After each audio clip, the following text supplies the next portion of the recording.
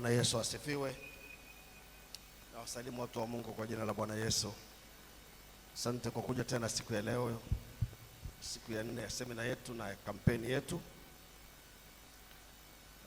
Nawashukuru wale ambao mmepata nafasi ya kufika siku zote mpaka sasa. Lakini kushukuru na wewe ambaye inawezekana leo ni mara ya kwanza au ya pili.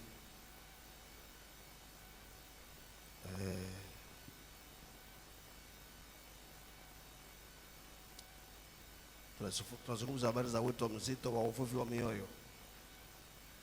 Tuombe. Baba yetu, tunakushukuru kwa kutupa wakati huu na wa kutafakari wito huu uliompa kila mmoja wetu.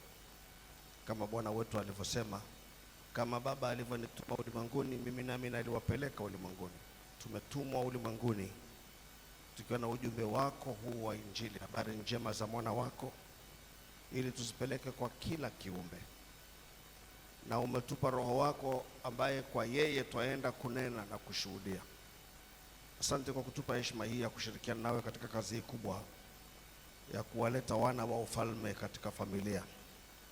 Na sasa tukiwa tunatafakari haya, tunaomba kwa Roho wako unene na nyoyo zetu na maisha yetu, uzidi kutuangaza katika uzito wa wajibu huu na namna ya kuendea, katika jina lake Mwokozi Yesu, amen.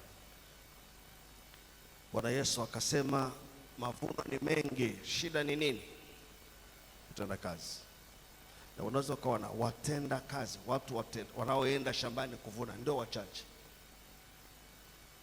Na sisi tuna maombi haya, tumuombe Bwana wa mavuno atume watenda kazi. Hata katikati yetu tu ni maombi yangu kwamba Mungu atujalie roho zetu kuamka katika hili jambo.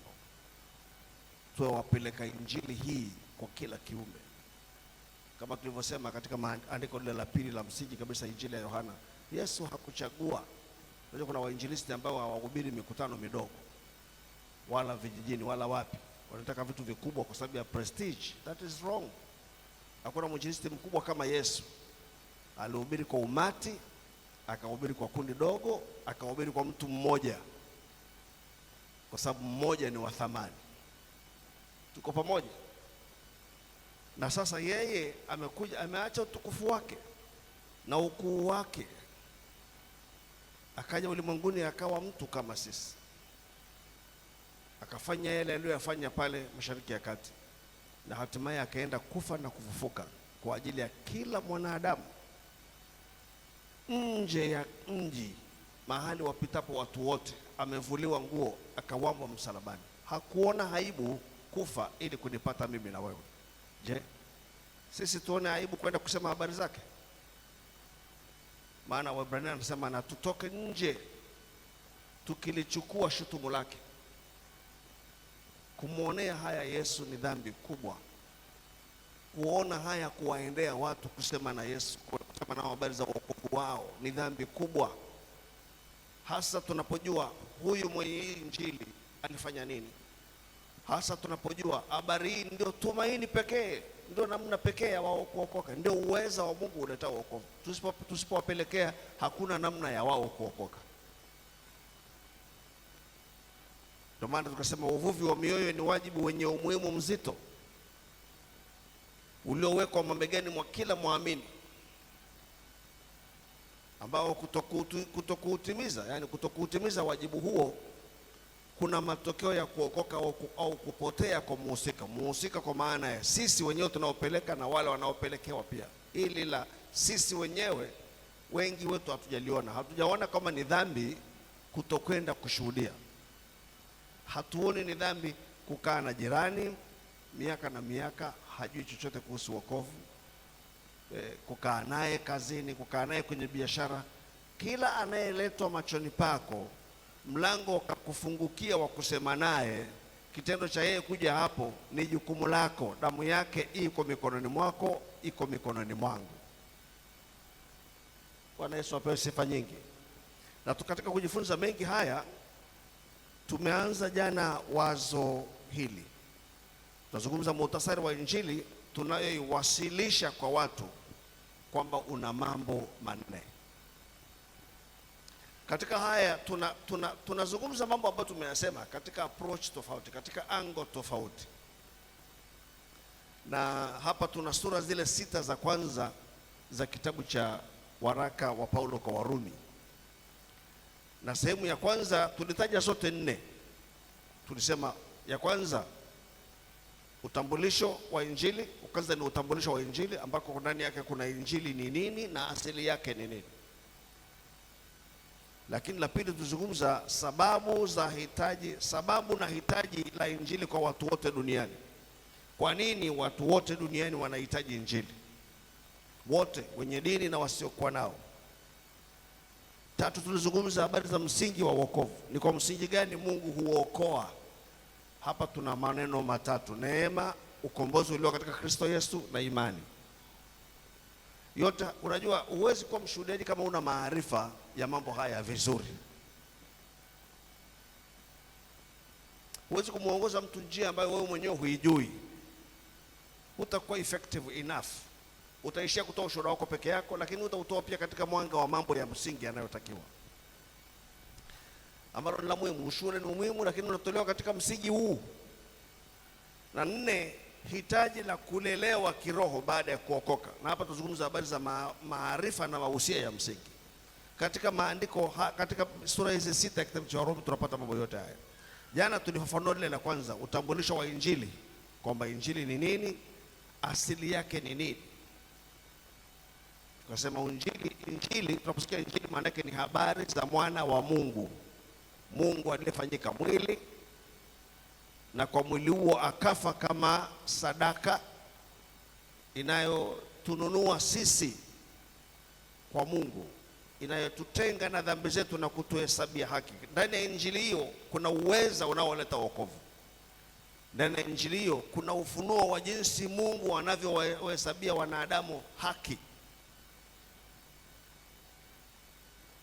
Hiyo ni Injili. Swala la pili ni sababu na hitaji la Injili kwa watu wote duniani. Hili tunazungumza leo. Sababu na hitaji la Injili kwa watu wote duniani, wenye dini na wasiokuwa nao. Kwa maneno mengine, kwa nini watu wanahitaji Injili? Wote kabisa. Warumi sura ya kwanza mstari wa 18 unaendelea nayo mpaka sura ya 3 mstari wa 23. Tunasoma tena sura ya 5 mstari wa 12 na 6 mstari wa 23. Narudia mambo tulisema jana, lakini najua wote hamkuwepo. Tulisema haya jana kwamba hii ya pili maandiko yake ni haya. Sura ya kwanza Warumi mstari wa 18 na kwenda nao mpaka sura ya 3 mstari wa 23. Alafu tutasoma sura ya 5 mstari wa 12. Alafu sura ya 6 mstari wa 23.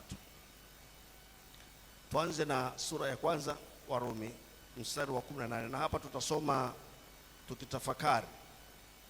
Na hii ni mara tu baada ya kusema mstari ile ya 16 na 17, baada ya kusema kwa maana siionei haya Injili, kwa sababu ni uweza wa Mungu uletao wokovu kwa kila aaminie, kwa Myahudi kwanza na kwa Myunani pia. Na wanaposema Myunani, maana yake huyo Myunani anawakilisha makabila yoyote mengine duniani, mataifa yote mengine duniani. Lakini pia anawakilisha wenye hekima, wenye elimu zao.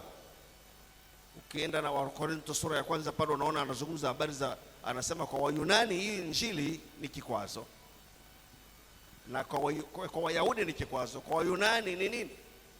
Kwa nini? Kwa sababu ya hekima, kwa sababu ya elimu. Mtu mwenye akili zake anajaribu kumfitisha Mungu kwenye kichwa chake, asipofiti anaona hayupo. Anamwambia habari za mmoja afya asiye na hatia kwa ajili ya wengine, anasema no, this is justice. Kwa nini mwenye hatia afya kwa ajili ya wengine? Na ndivyo thinking ya mwanadamu ilivyo. Kwa anaposema kwa Myunani ana maana ya makabila mengine, lakini pia na mwenye hekima. Ndio maana hapo juu anasema na wiwa na wenye hekima na wasio na hekima. Baada ya kusema maana haki ya Mungu inadhihirishwa ndani ya nini? Injili. Yaani namna Mungu anavyohesabia haki imewekwa wazi ndani ya hiyo Injili, toka imani hata imani, kama ilivyoandikwa, mwenye haki ataishi kwa imani. Na hapa anatutambulisha ukweli wa kwamba ni habari hii hupokelewa kwa imani, na kwa kadiri mtu anavyokuwa imani, toka imani ndivyo na hii Injili inavyopata nafasi ya kuleta matunda yake kwa wanadamu. Lakini baada ya haya anatueleza kwa maana, kwa maneno mengine, sababu Injili hii imeletwa ni hii: kwa maana ghadhabu ya Mungu imedhihirishwa kutoka mbinguni juu ya uasi wote na uovu wa wanadamu waipingao kweli kwa uovu. Hapa kuna ufunuo wa ukweli kwamba hasira ya Mungu, ghadhabu ya Mungu imedhihirishwa kutoka mbinguni juu ya uasi wote na uovu wa wanadamu waipingao kweli kwa uovu. Kwa maneno mengine, dunia hii iko chini ya ghadhabu ya Mungu. Hawajui tu Mungu ameishikilia asiyaachie sasa hii ghadhabu, na kipindi hicho akiwaonya, akiwapelekea hii habari. Itakapofika wakati ambapo kipimo cha uvumilivu wa Mungu kitasema basi, ataiachilia, ndipo hapo maandiko yanatuambia Yesu atakuja kulinyakua nini? Kanisa. Na wale ambao hawakupenda kweli ili wapate kuokolewa, inabidi sasa wapite kwenye moto wa kile kipindi cha miaka 7, na kile kipindi cha miaka 7 kina ghadhabu ya Mungu juu ya wanadamu. Unajua, kama andiko linavyosema kwenye Wahubiri, kwa sababu hukumu juu ya adhabu haitekelezwi upesi, watu huthibitika hata watende maovu. Yaani kwa sababu mtu anazini, anaiba, anatukana, alafu aone chochote kimetokea, anaona hamna kitu. Lakini kila uasi na kila dhambi ina adhabu, na hao watu watendao hayo wana accumulate, kama anavyotuambia sura ya 2 tutakutana nayo hapa Warumi, wanaweka akiba ya hasira, na wengine wana akiba ndogo na wengine kubwa zaidi. Mungu hawapigi mara. Unajua kwa nini? Anawavumilia. Huo wema wake unawavuta ili wapate kutubu, ndio maana hawapigwi mara. Lakini ghadhabu ya Mungu imedhihirishwa kutoka mbinguni. Yaani hawa wanadamu hawa tunaokutana nao kila siku, kumening'inia juu yao wingu la ghadhabu nzito ya Mungu, na linazidi ku accumulate. Tunajifunza kwa nini watu wanahitaji Injili. Una ndugu zako, wazazi, kaka, dada, wajomba, shangazi, hawajaokoka. Adhabu ya Mungu iko juu yao, hawaelewi, lakini ndivyo ukweli. Unaposoma mapigo yale kwenye kipindi cha Ufunuo, ndio hali iliyopo hata sasa. Ni kwamba tu imekuwa withheld, imetunzwa mpaka wakati huo, na imetunzwa ili wewe na mimi tuhubiri Injili. Maandiko yanasema Mungu hakawii kuitimiza ahadi yake, kwa maana ya ahadi ya kuja kwake, bali yu mvumilivu kwenu, maana hataki mtu yeyote afanye nini? Apotee, bali waifikirie toba. Kuna watu wengine hapa tusingeokoka kama Bwana Yesu asingekuwa mvumilivu. Angekuja wakati hatujaokoka, na anaposubiri hivi, maanake na wewe nenda kaseme. Maana Yesu hatashuka tena duniani kuja kusema ni sisi tutasema. Anasema kwa kuwa mambo ya Mungu yanayojulikana yamekuwa dhahiri ndani yao, kwa maana Mungu aliwadhihirishia. Kwa sababu mambo yake yasiyoonekana tangu kuumbwa ulimwengu yanaonekana, na kufahamika kwa kazi zake, yaani uweza wake wa milele na uungu wake, hata wasiwe na udhuru. Hapa anazungumza habari za ishara na ajabu zinazoambatana na Injili. Zinapasa kuwajulisha kwamba Mungu yupo na anawatafuta. Kwa sababu walipomjua Mungu hawakumtukuza kama ndiye Mungu wala kumshukuru, bali walipotea katika uzushi wao, na mioyo yao yenye ujinga ikatiwa giza. In diagnosis ya dunia. Na anatueleza kihistoria jinsi wanadamu walivyopata kufika hapa walipo sasa, kwamba tangu mwanzo Mataifa walipomjua Mungu walikataa, na wakifikiri wao wenyewe wana hekima. Angalia anavyosema hapa mstari wa 22, wakijinena kwa wenye hekima walipumbazika. Unajua ndivyo wanadamu walivyo, wanavyojaribu kubisha, wanavyojaribu kudhani wana hekima, wanazidi kuwa wapumbavu zaidi. Wakaubadili utukufu wa Mungu asiye na uharibifu kwa mfano wa sura ya kibinadamu aliye na uharibifu, na ya ndege na ya wanyama na ya vitambaavyo. Kwa lugha nyingine, wakaabudu sanamu. Kwa ajili ya hayo Mungu aliwaacha katika tamaa za mioyo yao wafuate uchafu, hata wakavunjiana heshima miili yao. Kinachowafanya wanadamu waishi maisha ya kuvunjiana heshima, na anaeleza maana ya kuvunjiana heshima hapa. Endelea kusoma. Kwa maana waliibadili kweli ya Mungu kwa uongo, wakakisujudia kiumbe na kukiabudu badala ya Muumba anayehimidiwa milele. Kwa hivyo Mungu aliwaacha wafuate tamaa zao. Neno kuwaacha linatajwa mara ya pili hapa.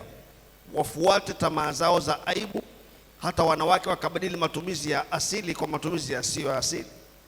Wanaume nao vivyo hivyo waliacha matumizi ya mke ya asili, wakawakiana tamaa.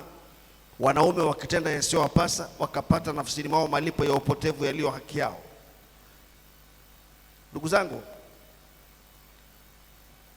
anatueleza, anafunua kitu kikubwa sana hapa, kwamba watu walipochagua uongo badala ya kweli, Mungu alifanya nini? Aliwaacha. Kitendo cha kuwaacha kiliwafanya waharibike zaidi kitabia.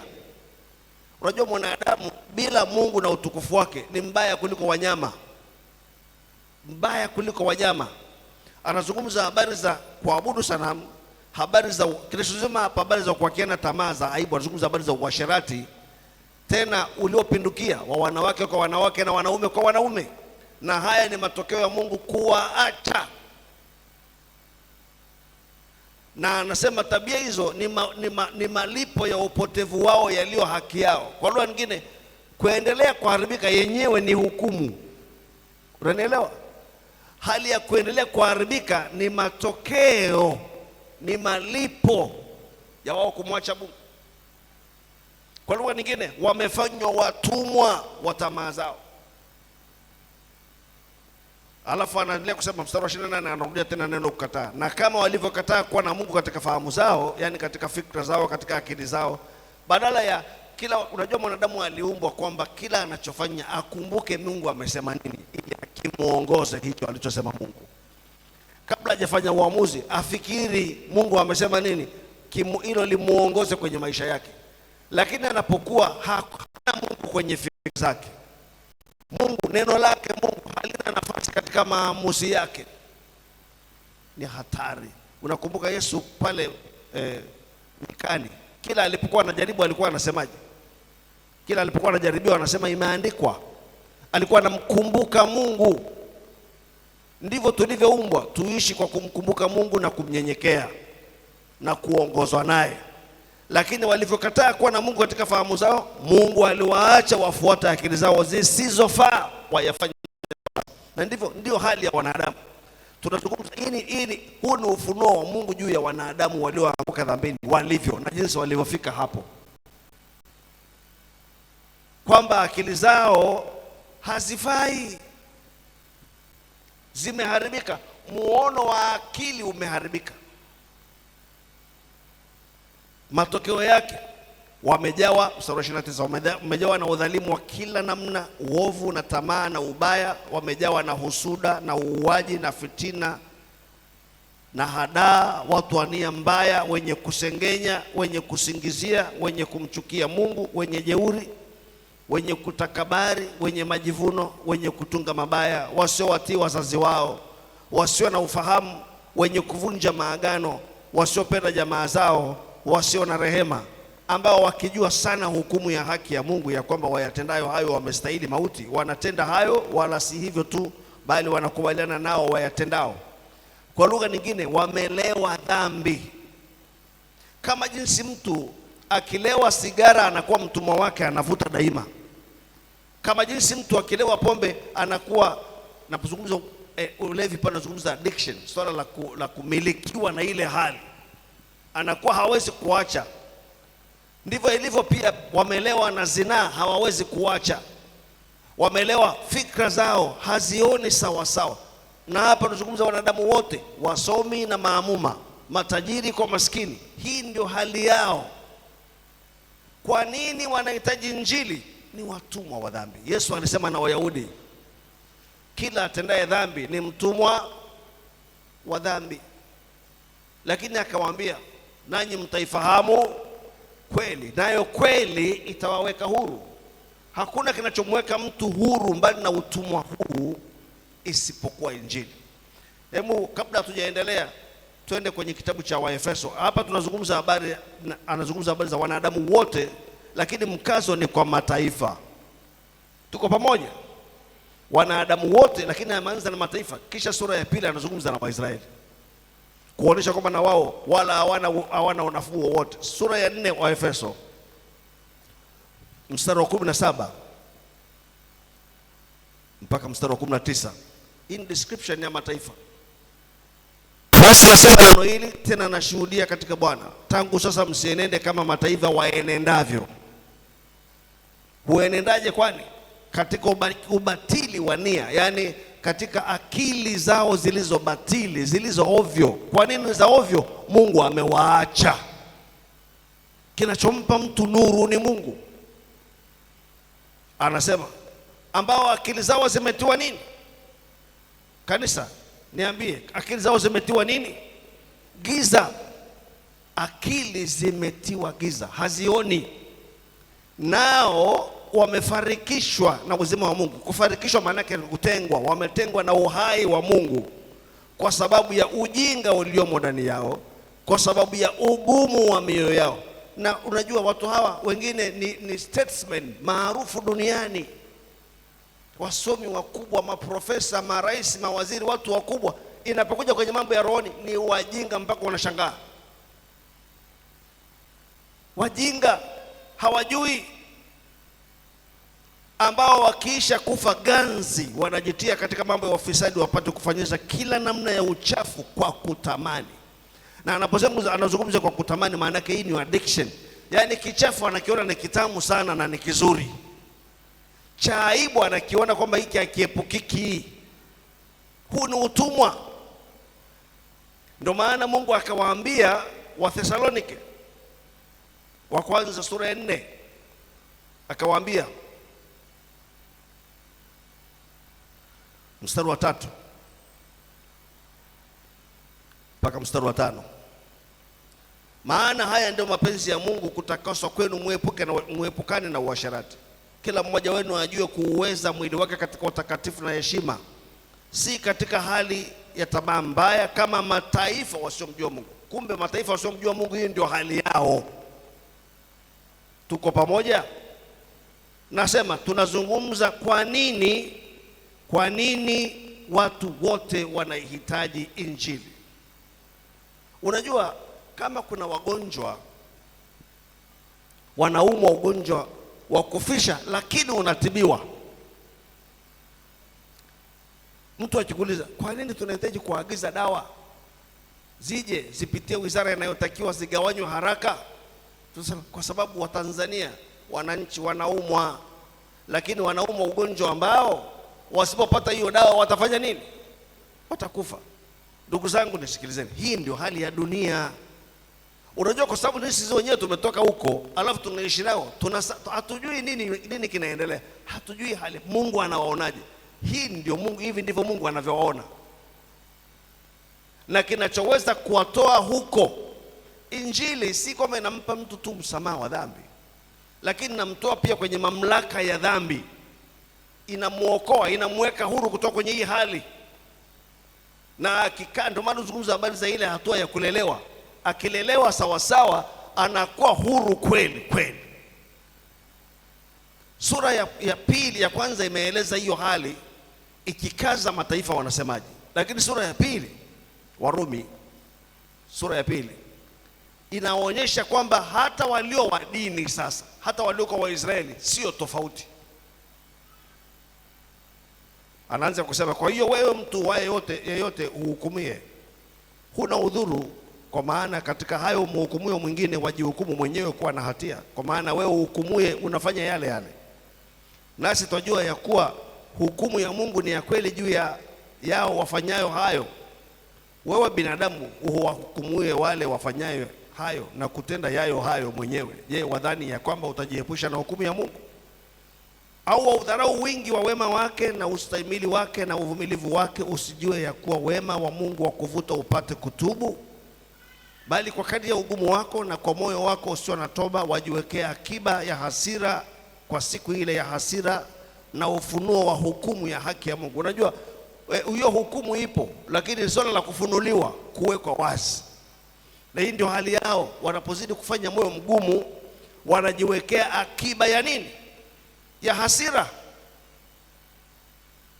Yaani tukielewa hali ya wanadamu ilivyo na jinsi adhabu ya Mungu inavyoning'inia juu ya vichwa vyao, tutakuwa busy kushuhudia.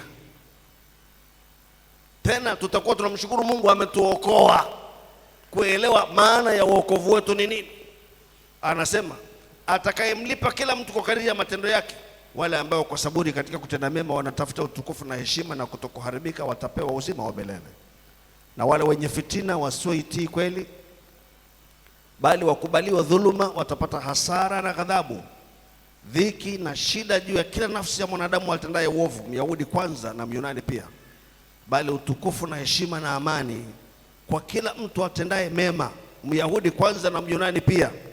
Kwa maana hakuna upendeleo kwa Mungu, kwa wote waliokosa pasipo sheria, yani pasipo torati, watapotea pasipo sheria, na wote waliokosa wenye sheria watahukumiwa kwa sheria. Kwa sababu sio wale waisikiao sheria walio wenye haki mbele za Mungu, bali ni wale waitendao sheria watakaohesabiwa haki. Kwa maana watu wa mataifa wasio na sheria wafanyapo kwa tabia zao yaliyo ndani ya torati, hao walio na sheria wamekuwa sheria kwa nafsi zao wenyewe. Hao waionyesha kazi ya torati iliyoandikwa mioyoni mwao, dhamiri yao ikiwashuhudia na mawazo yao yenyewe kwa yenyewe yakiwashitaki au kuwatetea. Katika siku ile Mungu atakapozihukumu siri za wanadamu sawasawa na injili yangu kwa Kristo Yesu. Kumbe injili pia ndio yardstick, ndio msingi wa kuhukumia ulimwengu. Ipo siku Mungu atazihukumu siri za wanadamu kwa mujibu wa injili hiyo. Tuko pamoja?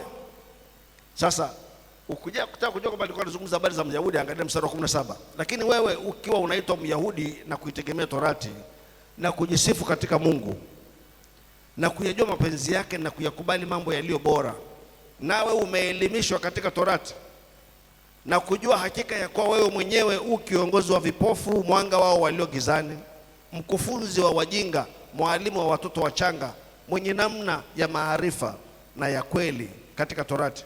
Basi wewe ufundishaye mwingine, je, hujifundishi mwenyewe? Wewe uhubirie kwamba mtu asiibe, waiba mwenyewe? Wewe usemaye kwamba mtu asizini, wazini mwenyewe? Wewe uchukiaye sanamu, wateka mahekalu?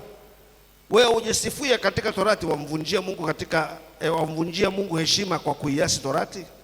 Kwa maana jina la Mungu linatukanwa katika mataifa kwa ajili yenu, kama ilivyoandikwa, kwa maana kutahiriwa kwafaa kama ukiwa mtendaji wa sheria, lakini ukiwa mvunjaji wa sheria kutahiriwa kwako kumekuwa kutokutahiriwa. Basi ikiwa yeye asiyetahiriwa huyashika maagizo ya torati, je, kutokutahiriwa kwake hakutahesabiwa kuwa kutahiriwa? Na yeye asiyetahiriwa kwa asili aishikaye torati, je, hata kuhukumu wewe uliye na kutahiriwa ukaihalifu torati? Kwa maana yeye si Myahudi aliye Myahudi kwa ndani, kwa nje tu, bali wala torati sio ile ya nje tu katika mwili, bali yeye ni Myahudi aliye Myahudi kwa ndani. Na tohara ni ya moyo katika roho, si katika andiko, ambayo sifa yake haitoki kwa wanadamu bali kwa Mungu. Kwa nini nasema hii hapa? Hii sura inatuambia nini? Unajua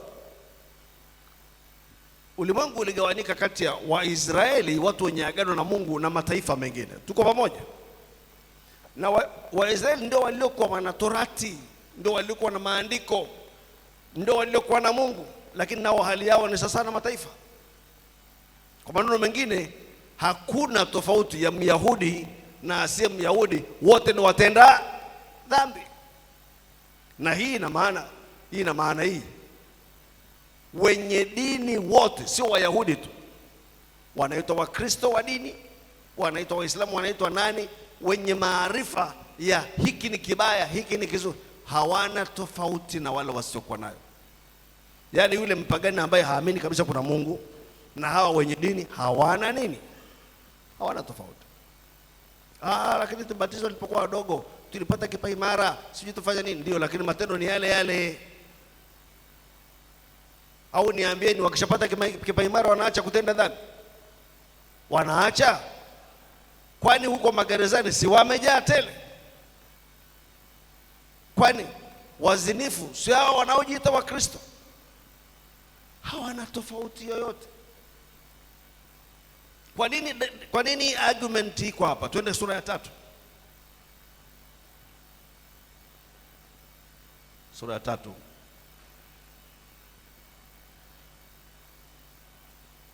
Nianze kusoma kuanzia mstari wa 10.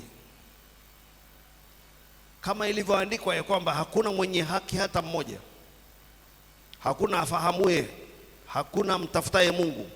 Wote wamepotoka, wameoza wote pia. Hakuna mtenda mema, la hata mmoja.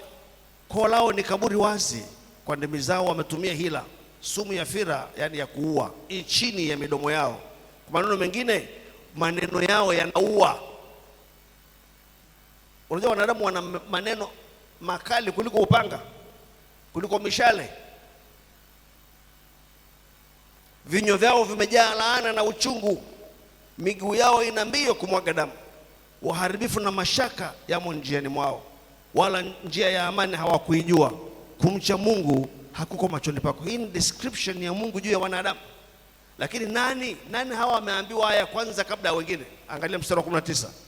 Basi tunajua ya kuwa mambo yote inanayo torati hunena kwa hao walio chini ya torati, ili kila kinywa kifumbwe na ulimwengu wote uwe chini ya hukumu ya Mungu. Anataka kusema ya kwamba hayo hapo juu yamenenwa kwa walio chini ya nani? Ya torati. Na kama inanenwa hivi kwa wenye torati, kwa wenye dini, basi kila kinywa kinafanya nini? Maana kama hata hawa hii ndio hali yao, basi ulimwengu wote sasa uko chini ya hukumu ya Mungu, wenye dini na wasio na dini, ili kila kinywa kifumbwe na kila ulimwengu wote uwe chini ya hukumu ya Mungu. Narudia, na ulimwengu wote uwe chini ya hukumu ya Mungu. Kwa nini tunaipeleka Injili? Kwa nini ni muhimu? Kwa sababu ulimwengu wote uko chini ya hukumu ya Mungu. Wanadini hawana, wako chini ya hukumu. Yaani ndio maana ukikutana na padri mshuhudie.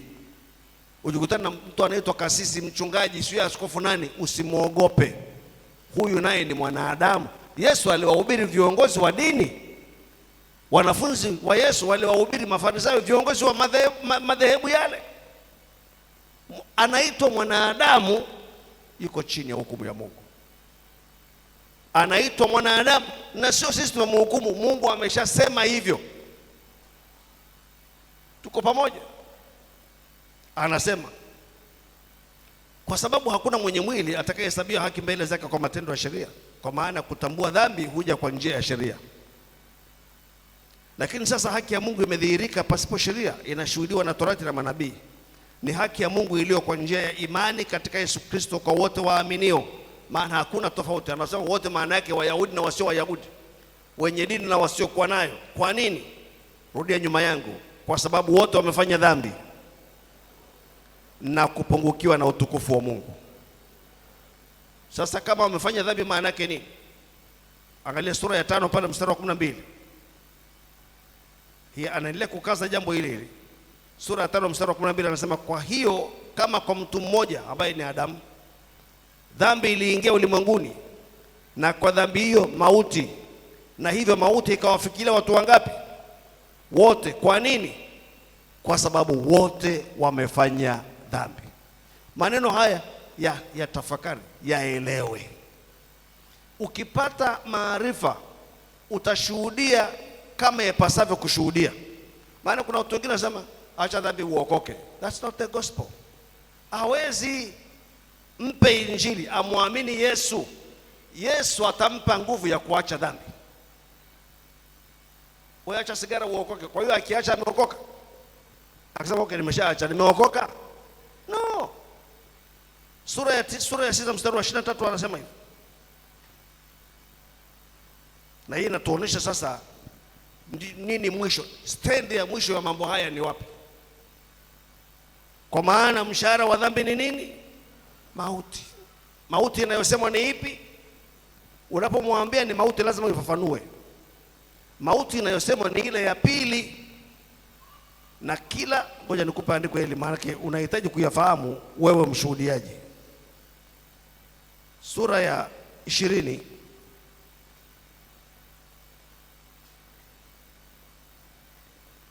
ya kitabu cha Ufunuo,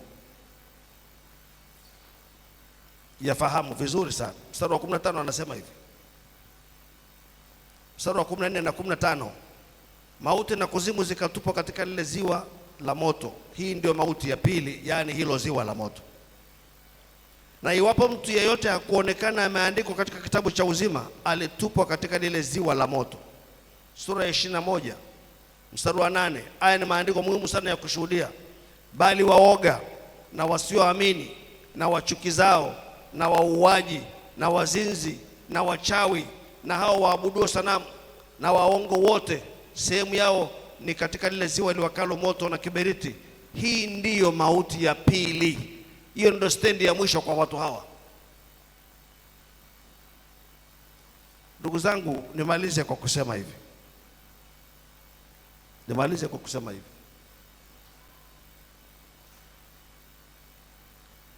Nilitoa mfano huko nyuma, nirudie tena. Na juzi mchungaji wetu hapa alikuwa anaenda kumsaidia mmoja ya ndugu zake kutoka polisi, ikanikumbusha. Ukisikia wewe una ndugu yako unakaa naye hapa mjini, ukasikia amekamatwa na polisi yuko kituoni, utafanyaje? Utafanya nini? Unaacha kila kitu ili hata kama mfanya makosa, lakini apate nini? Dhamana. Na kama ni kwa nini unataka kumtoa pale apate dhamani? Kule sio mahali pazuri pa kukaa, si ndio? Ukasikia sio wamemkamata, wamemkimbiza yuko Segerea, mtafaiti kutafuta mawakili na nini, aondoke kule, awe huru, kesi iendelee akiwa nje. Ndugu zangu, tuna ndugu zetu wako kifungoni. Kuzimu inaitwa kifungoni, ambako kuna moto, kuna funza, kuna mashetani wanatesa watu kila siku, kila usiku, yani kule usiku na mchana wako kwenye hali hiyo. Kifungo ambacho hawajui, hakuna tumaini la kutoka huko. Wanazikwa, wanakufa duniani hapa, alafu tunadanganyana vita vimevipiga vizuri vya imani, mwendo umemaliza, lakini alikuwa hajamjui Yesu. Mwendo gani amemaliza? Alikuwa haja uanzaga hata kuanza. Pumzika kwa amani. Sikiliza, mambo ya milele ni tofauti na salamu. Maana kwa salamu unasema nakutakia kila laheri, ndio atapata heri kwa sababu umemwambia hivi, ndio atapata heri. Ni maneno tu. Rest in peace motoni. Nisikilizeni, watu wanaokufa hawajaokoka wameenda motoni. You need to know that. Alafu hatuna la kufanya tena wakishaenda. Muda tulionao ni sasa. Kanisa, tuamke usingizini. Tuko na watu ambao tayari hukumu ya Mungu inaning'inia juu ya vichwa vyao, na tusipowaambia tutahesabiwa tumewaua. Twende tukawaambie.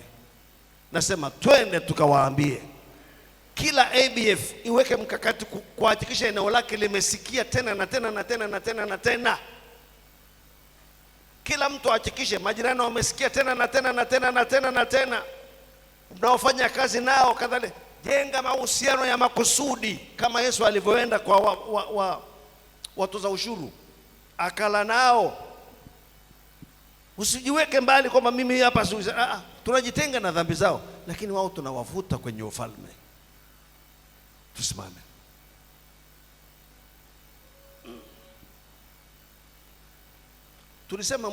Tulimwambia Mungu aturehemu Jumapili, tukatubu. Naomba tuzingatie toba hii. tunaendelea kupata tu mizizi mirefu kwa habari ya maarifa, kwa habari ya kweli hii, ili tuonyeshe ambavyo hakuna njia. Sema pamoja nami, Bwana nisaidie, ninakuomba unisaidie.